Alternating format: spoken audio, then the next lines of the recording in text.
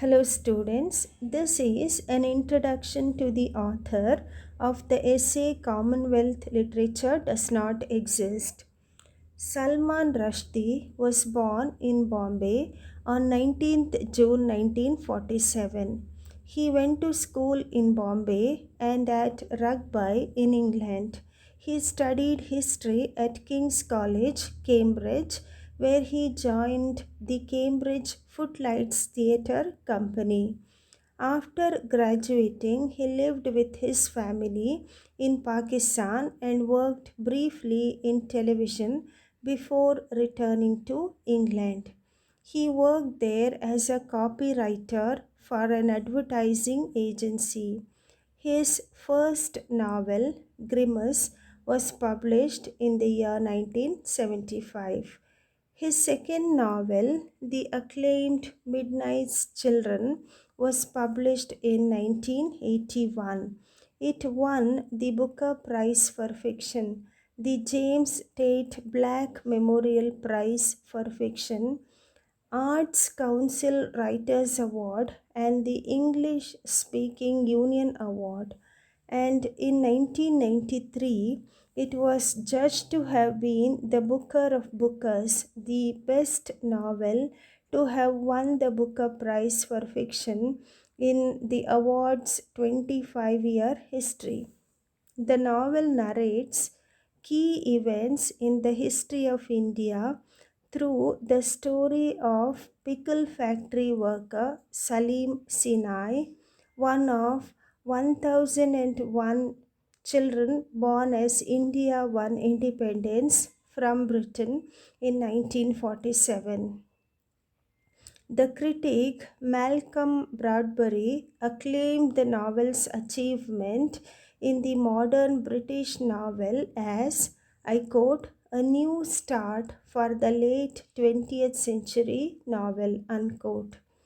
Rushdie's third novel, Shame, which was published in 1983, which many critics saw as an allegory for the political situation in Pakistan, won the Prix du Miller Livre Stranger Prize and was shortlisted for the Booker Prize for Fiction. The publication in 1988 of his fourth novel, The Satanic Verses, led to accusations of blasphemy against Islam and demonstrations by Islamist groups in India and Pakistan.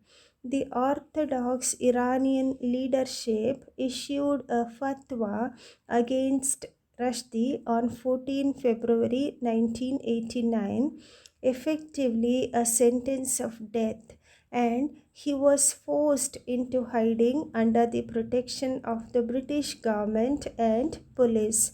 The book itself centers on the adventures of two Indian actors, Gabriel and Saladin, who fall to earth in Britain when their Air India jet explodes. It won the Whitbread Novel Award in 1988. While Rushdie is best known as a novelist, he is also an artful essayist, an influential and sometimes controversial editor, a surprisingly economical short story writer, and an astute cultural critic. For Rushdie, it seems excess, superabundance, and multiplicity are more than just aesthetic concerns, they are also a vocation. Imaginary Homelands is a collection of essays written by Salman Rushdie. In addition to the title essay, the collection also includes Commonwealth Literature Does Not Exist. Salman Rushdie's Homelands is an essay that propounds an anti essentialist view of the place. This collection of essays was written during a decade from 1981 to 1992, All the essays are based on the experience of Salman Rushdie and his contemporary time scenario. This book is a collection of some of the controversial issues of the decade. In those days, India was ruled by Mrs. Indira Gandhi. In one of the literary sessions attended by the writer, one of the novelists of repute, whose name Rushdie does not reveal, began his contribution by reciting a Sanskrit sloka.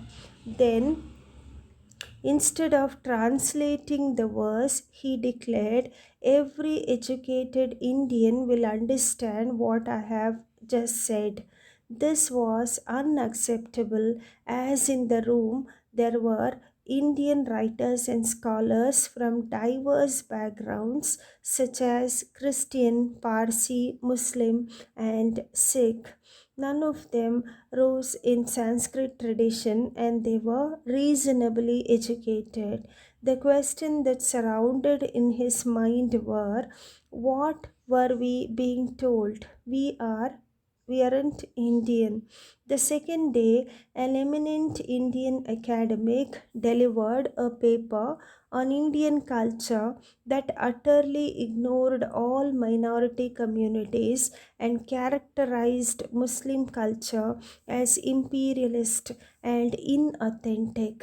This made him write a book that searched for his existence. The book Imaginary Homelands is divided into 6 sections. They are Midnight's Children, Politics of India and Pakistan, Indo Anglican Literature, Movie and Television, Experience of Migrants, Indian Migrants to Britain, and Thatcher Flout Election, Question of Palestine. Thank you.